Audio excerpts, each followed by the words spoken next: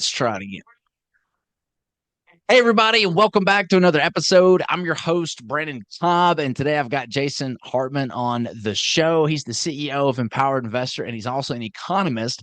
And today we're going to be talking everything like what the heck is going to happen this year with inflation. There's a lot of stuff going on. As of the recording, this is March 18th. So we've got like the Iran war going on. The Strait of, Hormuz has been blockaded. Everyone was anticipating rate cuts this year. But now with the price of oil spiking up to, I think, $120 a barrel was what it was like last week, everyone's wondering, like, is inflation coming back? What's going to happen? How do you play all of the turmoil that's happening in the economy? And Jason has a lot of investing experience. He's been around the block a lot. He's also an economist. And so we're going to talk about some very interesting macro perspectives here today. Jason, welcome to the show. Thank you, Brandon. It's great to be here. And it is the Federal Reserve is in a tough spot. They really are. I mean, you gotta give them play the violin for Jerome Powell. I mean, look, I think he just handled things so poorly. I've been extremely critical of him because during the COVID era, he should have raised rates much sooner. Over the last 3 years, he should have cut rates much earlier. He's just too late to the game every time. But now, with the Iran war going on, it's even tougher because on one hand, energy prices influence the price of everything. Energy cost is baked into literally everything, every product, every service. And so when oil prices go up in general across the board, right? But at the same, so on that point, the Fed would have the cover and the excuse to raise rates or not to cut. But on the other hand, times of uncertainty, fear, that's an excuse to cut rates. So I don't know. It's anybody's guess. But I can tell you one thing. Powell is out in a couple of months. Thank God. We're going to replace him with Kevin Warsh. And he is a bit of a mystery as well. I mean, look, Trump is he wants to put a loose money guy in that spot. Okay. And keep in mind, Jerome Powell, even though he won't be Fed chair anymore, he can stay on as a Fed governor. So he's not out if he doesn't want to be completely. He can still influence the Fed and have some part in it and be on the FOMC. So it is an interesting time. You said that at the beginning, and you are right. It is a very interesting time. The one thing I can say from a more political point of view, so 30% of the audience can hate me for this, but I'm a huge fan of Trump. I think he's done a great job. And the one thing we know for sure, as much as I hate war, everybody should hate war. At the end of Trump's term, the most likely outcome will be Venezuela will be free and open, Cuba will be free and open, and Iran will be free and open. And open economies stimulate the global economy. And there are a lot of very educated people in Iran that haven't really been able to participate in growing the global economy and growing the pie. And they will be able to do that if Iran ends up free and open, which I think it will. Let's rewind this a little bit and go back to the Biden era policies and right before the pre 2022 Black Swan interest rate hike event that happened. The reason the Fed hiked at the rate that they did was they didn't do it quick enough. They were behind the ball. You had crazy inflation. And one of the things that Powell kept using the word transitory for way too long. He was right in the beginning, but he kept saying that for a year after it wasn't a thing. Just crazy. Well, and you had some government policies too that killed the Keystone Pipeline, that the Green New Terrible. Deal, where they just were not fracking friendly, not oil friendly, and so Yeah. you saw oil spike, you saw energy prices go through the roof, and that was a big part of what caused the inflation in Yep. 2022. And of course, we know the aftermath of that. What was it? Well, you had historic, defaults in multifamily and commercial deals, a lot of bridge debt that went bad. The housing sector, it became almost overnight the rent to own ratio I love Googling the chart of, the rent to own price. You can go look right now historically on a chart of what it costs to rent versus what it costs to own a home. And like last year, it was like the most expensive time ever to Mhm. own a house, right? It made sense to rent. And so you had all of this aftermath that happened from the crazy rise in energy prices. My question is, what else do you think attributed to that rapid interest rate rise? And I want to kind of compare that to sort of what's going on today. Yeah, it's a good question you're bringing up. And look, I think the Fed had every reason to raise rates, but not so much and not so suddenly. They shocked the system, they overreacted, and they've held that line for way too long. Housing is very unaffordable, and a huge component of that is not even the cost of money, the interest rate, but it is the supply demand numbers. I mean, let's just look at that for a moment, okay? Um, you know, we would have probably 6 to even 7 million or close to 7 million home sales every year on a more normal basis. But the past 3 years, we've lost about 2 million of those home sales per year. So that means you could argue easily that there is a pent-up demand of about 6 million people that would have normally purchased a home that didn't. Transactions that just didn't occur. And that's why all the realtors are complaining that business is bad and so forth. About 70% of all the realtors in the country did zero transactions last year, if you can believe that. I mean, it's just crazy, the numbers. And when those people come back into the market, when we see lower rates, a 50-year mortgage, a portable mortgage, various different levers that the Trump administration is trying to pull, um, prices are going to go way up because we only have just under 700,000 homes for sale in the country right now. So the shortage is incredibly severe. There's just not enough homes for people. They've got to make it easier to build, and they are trying to do that, but it's just nibbling around the edges. It's not a real solution, anything that's Mhm. been proposed. And part of the problem is that, yes, you can argue that a lot of the cost of building is tied up in regulations. And certainly in the business unfriendly states like the Socialist Republic of California, my home for the most of my life, and many others, and places like New York and so forth, right? These idiotic states that have terrible governance. The regulatory cost is really high. But regardless of that, the cost of the building materials is a huge factor. And remember, those materials are traded globally and used by every person on Earth because every person on Earth has three common needs: food, clothing, and shelter. And so they consume these materials, drywall, lumber, concrete, petroleum products, copper wire in the walls, glass, steel. And these ingredients are not attached to any one currency. They have intrinsic value and they're traded globally. And they're not getting a lot cheaper. So yeah, and with what's going on in Iran, they're likely to get much more expensive. So Mhm. that is just a huge factor, um, putting a floor on any possible housing price reductions, and putting a lot of pressure on housing price increases. Yeah, I want to talk about the housing market and affordable prices here in a second. But going back to inflation, do you think that we could be in for another little inflation cycle if, for whatever reason, this war doesn't stop and it becomes more like the Afghanistan war or Iraq war? Yeah, I mean, because it's a lot of the same stuff. We're going to see the cost of energy going up, fertilizer. Everyone's talking about that. That yeah, brings the prices up with everything, and then I mean, we know what the aftermath of that was. I mean, it yeah. was a crazy, volatile inflation market that just had a lot of chain reactions that caused a lot of financial stress, especially in real estate. So, are you seeing like, do you think it's going to be very similar to what happened in 2022, or is this time like a little bit different? No, I don't think it's going to be like that. But we've got to remember that everybody has their own personal inflation rate. And that's why there's so much debate about it, right? The biggest measure of inflation is the CPI.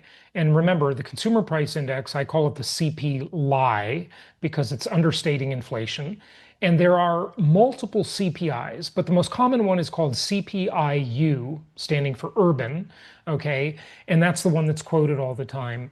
And it's highly manipulated through something called weighting, hedonic indexing, and substitution. And I can go into those if you want, but it's a manipulated index for sure.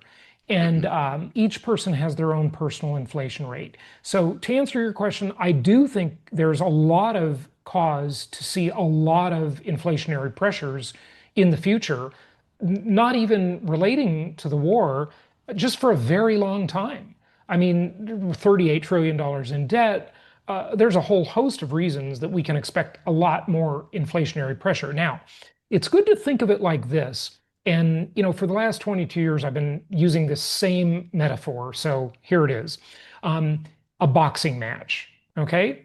And, the referee's in the middle of the match, or the announcer, and, he's saying, in this corner, we have bad fiscal and monetary policy, taxing and spending, printing money, all of this stuff, right? This is inflationary. And in this corner, we have technology. And technology makes things more efficient, it makes things more distributed, it makes things cheaper. And the question is, as these two boxers fight it out, who is going to win? The deflationary pressure of technology or the inflationary pressure of bad fiscal and monetary policy? And the answer is, I don't know. None of us really do. We'll see. Uh, Technology is pretty darn impressive lately. I know you're Mhm. teaching people about artificial intelligence and so forth in your mastermind group, and that's great. So we'll see who wins. But here's the thing. Yeah. Uh, Yeah, that's funny you bring that yeah, up because I want to touch on that a little bit later on because yeah. like there's multiple avenues here. It seems like the Fed really has the hardest job because on one hand, in order to tame inflation, they raise rates. Well, if you raise rates, especially this year, you've Yeah. got about 7 to 9 trillion, depending on who you look at, of debt that has to be rolled over of that 38 Oh, yeah. trillion. Yeah.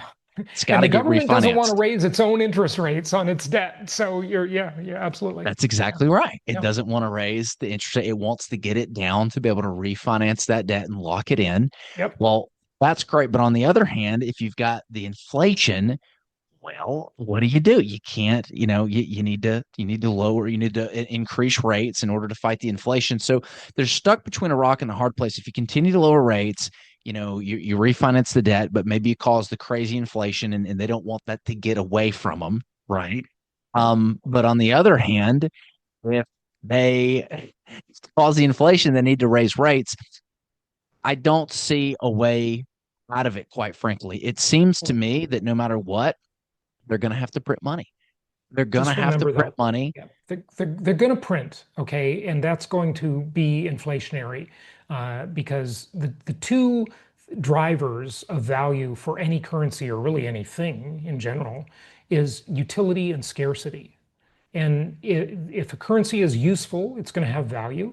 If a currency is scarce, it's going to have more value too, right? And the more they make of it, the less scarce it is, the less value it will have. And so you're right, they're going to print. But what was I going to say? I can't remember. Um, but look, I mean, I think overall, I know. Um, Technology has to evolve. One technology evolves and gets better after another one is created, right? And so, that's an evolutionary process. Sometimes it's faster than others. Moore's law is maybe been repealed. It's moving much faster than before, and that's all great. But fiscal and monetary policy can just be as reckless as you want. Okay. And so when they're given the choice, I think they will always sell out the citizens and create inflation because inflation is really the hidden business plan of every government. Every government with debt wants to inflate that debt away. For the last 22 years, I've been teaching a strategy, and it's kind of a mouthful. It's called inflation-induced debt destruction. And basically, The idea is you borrow money at today's value, inflation debases the money, makes it less valuable, and you pay it back in cheaper dollars over time. So think about it. If you buy, a few single-family houses, my company helps people buy investment properties nationwide, mostly single-family homes. And so, say you buy four single-family homes, and you borrow $1 million to do that. Okay. Mhm. And you've got these 30-year fixed rate mortgages on those four houses, and you rent them out, and the tenant repays the debt for you. Today, that debt feels more burdensome than it will feel in 2 years, 3 years, 5 years, certainly 10 years, because inflation debases the value of the debt. And just think about it. If we have only 10% inflation, and maybe that happens in 1 year under Joe Biden, or maybe it happens in 3 years under Donald Trump, doesn't matter, right? It happens, 10% inflation occurred. Inflation basically paid off $100,000 of that $1 million debt for Mhm. free. It's like free money. That's inflation induced debt destruction. So inflation hurts most people, but it helps people who own assets like income property with debt attached to them. So this is the hidden wealth creator, and it's a wonderful thing. Philosophically, I hate inflation. Selfishly, I love inflation. So it's a contradiction, right? Yeah. Yeah, I mean, there's no way out of it. I mean, the $38 trillion is now like double what the U.S. economy is. It's like going and taking out, putting something on your credit card, and you put twice your total net worth on the credit card. I Right. mean, the debt you took is twice the amount of assets to take out. There's no real way of doing it. Now they got the money printer, and that's kind of nice. If you've got your own personal little money printer at home and you pay it off, but now your dollars are worth a whole lot less. That's what the entire nation is doing, and they're not going to default. I don't think the U.S. is going to default. They've got one way out, that's printing it, but then They you've they got won't the other default, way. they won't default directly, but they'll default softly by inflating the debt away and paying that obligation in cheaper dollars over time, which is exactly the strategy all real estate investors should use, right? So Yep, they're it's doing the the same exact same thing. strategy. Yeah, Yeah, because the exactly. other way out of it is to try to grow the GDP, right? Yeah, So you got 20 trillion GDP.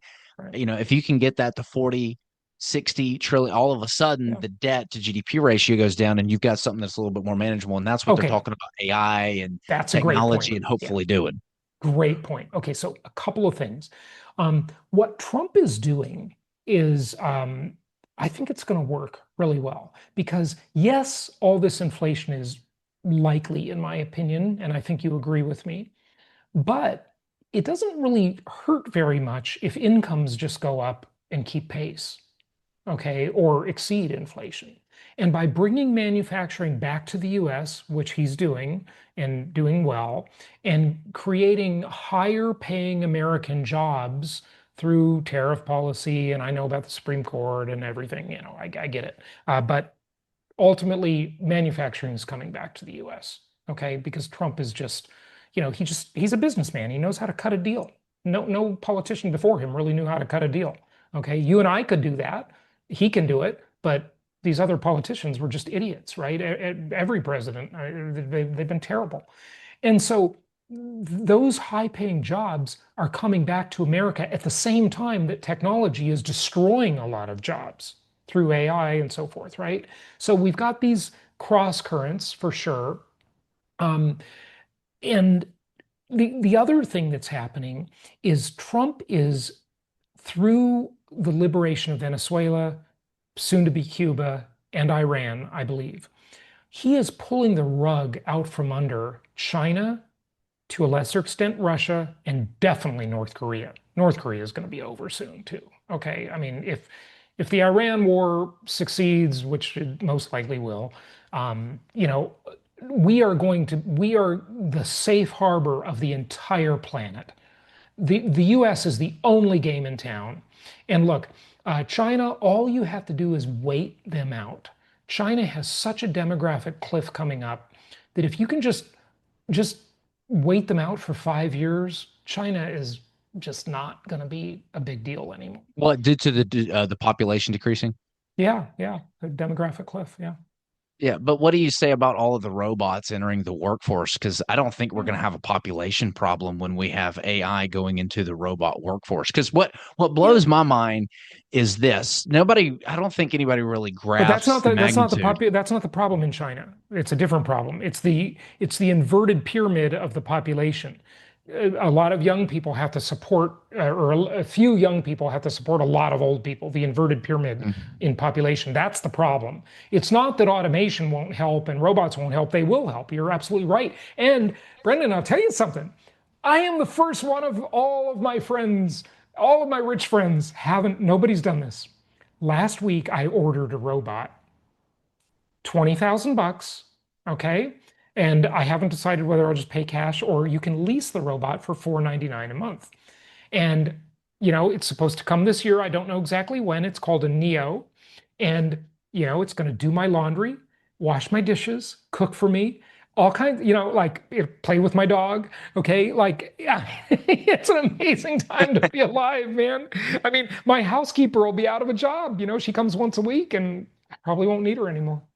So, Yeah, it's happening. Well, I just look at the GDP growth, right? Because GDP is, a number of people working times hours worked times yeah. efficiency, and so it's like you're gonna introduce this infinite human workforce into the population, and I feel like that's the way out of this debt problem. Like you've got to make it more efficient, and you've got to grow the GDP to the debt. And if you look back at history, like we've done this before. It's not the first Yeah. time that we've been in this kind of debacle with debt to GDP, and every single time it seems like at the last minute, there's some new innovation that happens magically, and we kind of innovate our way out of it. Like, what do you You, think? You're absolutely right. Look, there's a concept known as Jevons paradox. Okay, and basically every time there's a new technology, everybody thinks that the new technology will massively deflate the cost of everything and it will decrease the demand for things. But that's not what happens in real life because the one thing we know for sure is that humans are so greedy. Okay, we all are. We every time we get something, we just want more. We're like a bunch of spoiled children. That's just our nature, okay? And it's not bad because that creates progress. So we create a new efficiency when the steam engine is invented. Then we just want more transportation. The demand for the thing increases. So yes, these technologies, they come in and we can't even imagine at the time the technology is created. We think, oh, it's just going to destroy labor and all our jobs are going to be gone and so forth. But then we think of all these new jobs people can do. And Yeah, let's just think of a few examples, okay? When I was a kid and I had a dog, I don't think there was really any such thing as a dog groomer. Now I take my dog to a dog groomer. I used to just wash the dog in the backyard with a hose. Okay. And, we keep getting richer and richer and just expecting more and more stuff and more services. And so, all of that wealth created by the new technologies just creates more desires, wants, and needs. And so, it's just the way things work. Human nature is insatiable. Yeah. yeah. The argument that technology is going to take the jobs and make things terrible. I mean, that's always been around. That's kind of part of the fear when it comes to Yeah. technology. People think, that people were scared about the internet, and people were scared about Yeah. AI when it was first introduced. Everything is always doom and gloom, and then you come out on the other side of it because we don't know what the world's going to look like, and it turns out that things aren't so bad after all. You're absolutely right. I'll tell you a funny story. There's a guy in history, his name is Elias Howe. And Elias Howe invented something that people were kind of outraged about, although it was a great thing. And people, mostly women, did the things that Elias Howe, he put these women out of work. The sewing machine. Okay. Do you know there were actually people protesting the invention of the sewing machine? Because they said, what will women do with all their spare time? I think they figured it out. I hadn't heard Okay. this before, but this is a good example. Isn't that great? Yeah. Yeah. Yeah. What was the It's name of it? amazing. You said that there was like a paradox or something, some kind of Jevons paradox. paradox, Jevons Jevon. paradox. What is that? It's what I explained. I mean, I may not have done the best job explaining it. You can look it up, but it's the idea that when a new technology is created Mm, and it creates more supply of something, people just want more of it. mm, It's not like it's not when the steam engine came around and transportation got better and easier and cheaper, the thought was, oh, well, that problem's solved. Transportation is solved now. No, we just want more of it. mm. Yeah, it grows. Okay. I see. And yeah, so Yeah, no, it makes a lot of sense. So if inflation seems to be the way, like there's kind of no way out of it aside from the technology, but deflationary it's not bomb. bad. It's not bad. It's good for investors. So take advantage And of it. how should investors play that? What does that mean for the upcoming real estate market? Because a lot of people, and no one knows what's going to happen with rates, but you know, a lot of people would, especially homeowners, would really like to see rates come down. I know you've got some data on like affordable housing and housing. What does the macro look like as far as the data goes for the housing market? Because to me, when we were building a lot of houses in 2022, there was buyer exhaustion where they were going and visiting 20 homes in a weekend, making offers on five, six houses, getting dejected. It was the same thing everywhere. It was crazy. And they said, you know what? Yeah. Time out. I'm going to take a break. And well, what happened? Rates went up. Now it's not affordable. And so I feel like there's a ton of demand that's sitting on the sideline Oh, there is. waiting to Yeah. buy a home when it gets to the sweet spot. So I'm kind of wondering, like, do you agree with that? And if so, like, what do you think the sweet spot is? I think you're absolutely right. I think the sweet spot, I mean, there isn't a sweet spot, but um, here's what's happening. We've got this issue that I predicted during the early COVID era. And I didn't give it a name, but the media gave it a name, and it's called the mortgage lock-in effect. About 25% of the country, or just under that, has a mortgage at or below 3%. About 65% of the country has a mortgage at or below 4%. These people have such a good deal that they don't want to give it up. And Yeah. this is one of the reasons there's been no housing crash, even though the doomers predicted crash, crash, crash. They've just been wrong, wrong, wrong. Okay. The housing crash that never came. And what they looked at is they looked at new entrants, new buyers coming into the market, thinking, oh my gosh, housing is so unaffordable. For sure, if nobody can afford it, the prices are going to fall. But the one ingredient you absolutely must have if you want to have a market crash is you must have tens of millions of distressed homeowners who become millions of distressed home sellers suddenly. We have the complete opposite of that. We have tens of millions of extremely comfortable homeowners who have Yeah. cheap mortgages or no mortgage at all. 40% of them don't even have a mortgage at all. So they're super comfortable. They're just kicking back, you know, waiting it out, right? They have no urgency at all. And so it's a K-shaped market. Some people are really struggling because they don't have those cheap mortgages and they didn't buy a home earlier. Some people are just totally benefiting from it because they've realized their mortgage is actually not a liability, it's an asset because that it can't be replaced. So here is a chart that might be interesting to you. Our in-house economist did this research project I assigned to him.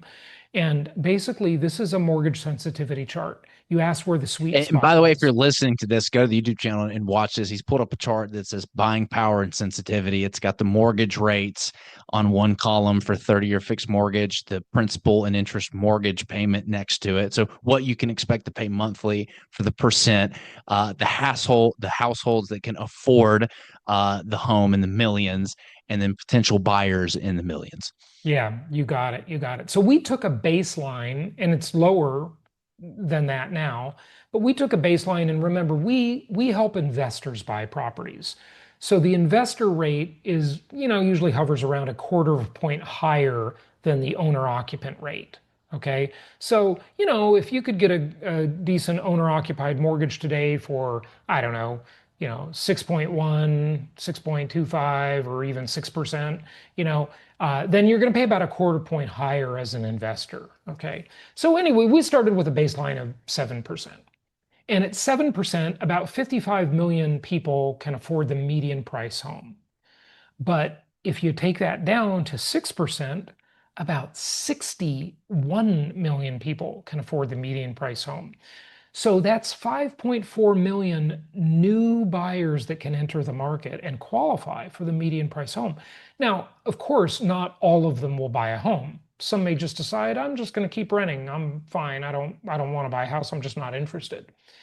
If you get it down to 5.5, which I do think is right around that sweet spot that you brought up earlier, that means 7.7 million new buyers can afford the median priced single family home. Now, go back to what I said earlier. How many homes are on the market? There's about 140 million housing units in the United States, give or take, and just under 700,000 are for sale now. So think what happens when, just maybe a third of these people enter the market, right? Maybe there's 2 million new people out there looking at houses, making offers, bidding wars. This is going to cause prices to increase. And this is without a portable mortgage. It's without a 50-year mortgage. It's without any of these other levers that they might pull. This is just strictly based on rates and supply and demand. So I think this is going to be a market where we're going to see prices go up when these rate cuts really happen. Yeah, that because when you get around that $2,000 per month and less, like that, it's just so funny that I'm seeing you tell the data because that's like what we Right. kind of preach is like that 2,000 and less per mortgage. If you can get there, that's about um what everybody in America can afford, right? Right. Because you can get a mortgage for about a third of what your annual income is. So, if you're at $2,000 a month, then you can get a mortgage if you're making at least $6,000 a month, with this, right Right. right around like your median income, or maybe just a little And, bit higher than that. and remember, especially in the blue collar jobs, those wages are probably going up, okay? Because they're not going to be replaced by AI anytime soon, okay? The white collar people are another story. And it's so interesting, Brandon, because this historically has been the opposite. Now it's like revenge of the trades, right? Revenge Yeah. of the blue collar people, because they're the people that can't be replaced. Like take construction, for example. Very few people know this. I interviewed on my podcast and my YouTube channel, I interviewed the president of the National Home Builders Association, the NAHB. And he said that the average construction worker is about 50 years old now. Wow. I mean, when I was younger, it used to be you'd go to a construction site and you'd see 20-year-old guys, in Hmm. great shape with their shirts off, swinging hammers. Nowadays, these are 50-year-olds. Okay, construction is hard on your body. You can't do that forever. And there is a huge shortage of construction workers.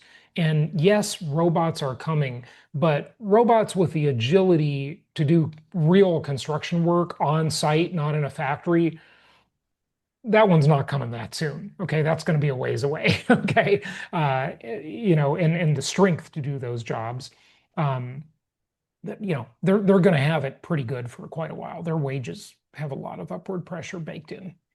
Yeah, it's interesting.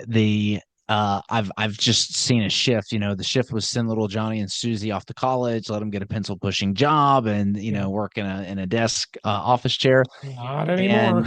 And not anymore. No, because you graduate with all this debt. You're not getting, I mean, that is the worst possible thing is just, hey, welcome to the world. You got, 60, 70, 80, $100,000 of debt clear. That's going to take you 15, 20 years. You're having kids, and oh my gosh, it's just, it puts you underwater so quick. Or you can go to the trade school, Well, the but government can even Brandon, pay well, for it. wait. You got a degree in feminist studies. I mean, people are Yeah. hiring Yeah. for that, right? Oh And you yeah. put your Basket pronouns weaving on your business card. 101. Yeah. Yeah. No, it's real though. I see it because the trades, like I look at what we paid the guy who was doing our concrete jobs. Like he's like a solo dude, and he's got like a little crew that works with him. The guy was clearing over $200,000 a year after he paid his guys. Yeah. He's in there kind of in the trenches, doing the work with them. So it's hard manual labor, but no debt coming out. And, granted, that Yeah. is hard work. I invite anybody who wants to savor what they do for a living to go and do concrete work for a living. But my Well, gosh, this is that going to is be the a, new thing. A guy in a bar approaches a girl, and the girl's like, her first question is always, "What do you do?" In other words, how much money do you make? And he would have said lawyer, and that would have been impressive. But all the lawyers are being replaced by artificial intelligence. If he says, "Hey, I dig ditches," hey, that's a guy with a stable income. yeah, So I can tell. I was paying 25 grand a year on our legal fees. I look at all of our P&L at the end of the year. I look at every 25 line grand, item. I that's look it. at what can I do.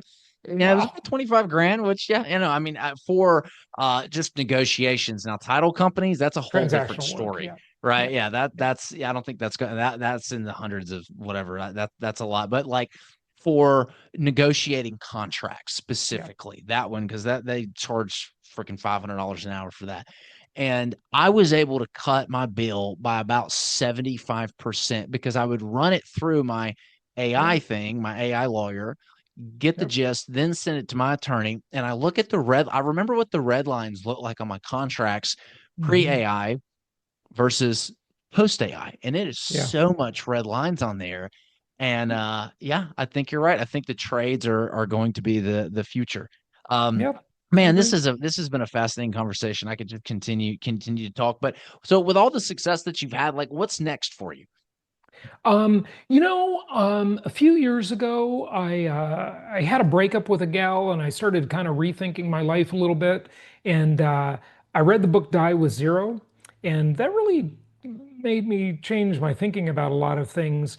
And I started a new company, with the idea of not making money, but making memories. I've got companies that are for profit, okay? That's what those businesses do. But this one's called Mastermind Adventures. And what we do is I just charter these super yachts around the world and host mastermind groups on them. And I basically just I set out and I do a budget for the trip. And then I just divide it by the number of rooms I think people will chip in for. And I have people basically just chip in. I don't try to make any money on it. It's just a passion project. And so that's kind of my not-for-profit business. And that's fun. I got a trip coming up in Croatia in June for that. And then, my real estate company, Empowered Investor, we've got a conference coming up in May, Empowered Investor Live. That's in Irvine, California. If any of your people want to come, we'd love to have them. EmpoweredInvestorLive.com. And so, those are kind of a couple things that I'm into right now. That's very cool. What kind of masterminds are they on the private yachts? Because I've done a lot of masterminds before, Yeah, well, and listen, join us. It's they're fun. I mean, they're pretty casual. We mastermind for maybe 2.5 hours a day. Then we just have fun the rest of the time. People network, lifelong friendships are created out of those trips, and we're snorkeling, scuba diving, jet skiing, fun stuff like that. Yeah. very cool, very cool. And is it specific? Is it just real estate specific, or No, certain it's masterminds it's can be kind of like yeah, there's a theme to it, and might be all land developers or all I don't know yeah. rental specialists or something like that. Intentionally not themed. By the way, the website for that is mastermindyachtadventures.com, mastermindyachtadventures.com. And no theme, just entrepreneurs, influencers, investors.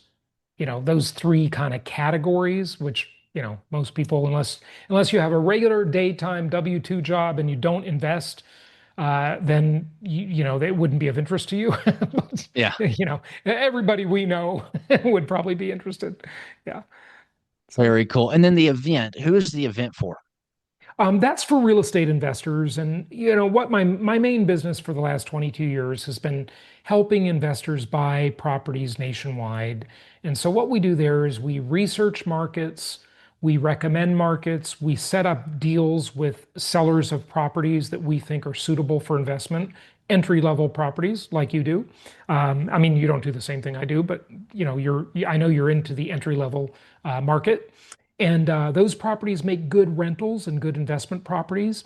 And then we help people buy them and offer them support and software and just ongoing support for life and building their portfolios. We recommend managers. We teach them how to self-manage their properties. Everything, the complete solution.